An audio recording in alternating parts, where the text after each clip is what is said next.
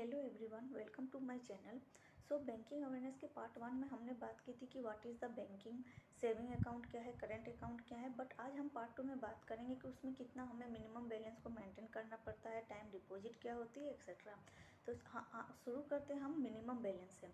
Minimum balance अगर सभी bank के हिसाब से देखें तो उसके 3 ब्रांचेज होते हैं। एक होता है अर्बन, सेकेंड होता है सेमी अर्बन और थर्ड होता है रूरल। और मिनिमम बैलेंस अमाउंट भी 2 तरह के होते हैं। एक होता है डेली मिनिमम बैलेंस और दूसरा होता है average monthly balance. Daily minimum balance ये होता है, अगर हम अर्बन एरिया में है तो हमें सेविंग अकाउंट में कुछ अपने अमाउंट, एक जो भी बैंक टू बैंक वेरी करती है, बैंक जो चार्ज करती है उतना हमारे अकाउंट में मिनिमम बैलेंस होना चाहिए। अगर उतना ना हो तो हमें इंटरेस्ट पे करना पड़ता है। और वही अगर एवरेज मंथली बैलेंस में देखें तो इसमें 30 डेज के पूरे ट्रांजैक्शन को देखा जाता है और उसको 30 से डिवाइड किया जाता है। अगर वो डिवाइड किया हुआ अमाउंट 1 लाख या 1 लाख से ऊपर होता है तो हमें कोई इंटरेस्ट नहीं पे करना पड़ता है। अगर 1 लाख से कम होता है तो हमें इंटरेस्ट पे करना पड़ता है। वहीं करेंट अकाउंट में कोई भी रेट ऑफ इंटरेस्ट हमें नहीं मिलता है।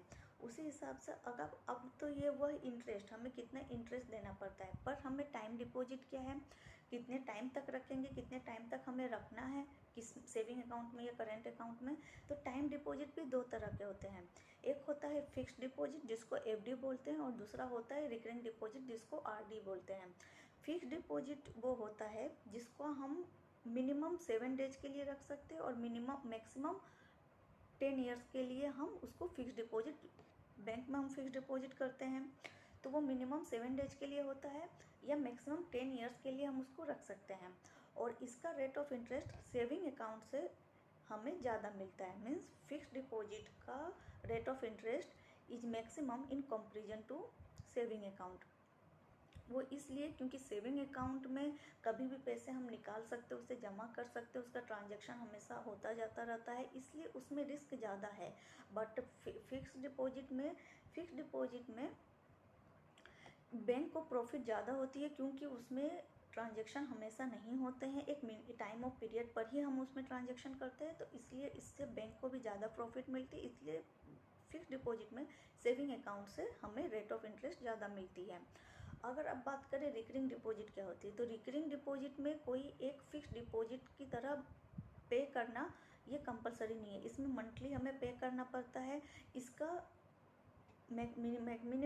मिनिमम हम 3 मंथ के लिए हम जमा कर सकते हैं और मैक्सिमम 10 ईयर्स के लिए। बट रेट ऑफ इंटरेस्ट, इसका रेट ऑफ इंटरेस्ट चाहे वो आरडी हो या एफडी, दोनों का रेट ऑफ इंटरेस्ट सेम होता है और दोनों का ही rate of interest in comparison to saving account हमें ज़्यादा मिलता है। बट अब अगर हम देखें तो रिकरिंग डिपॉजिट भी 2 तरह के होते हैं।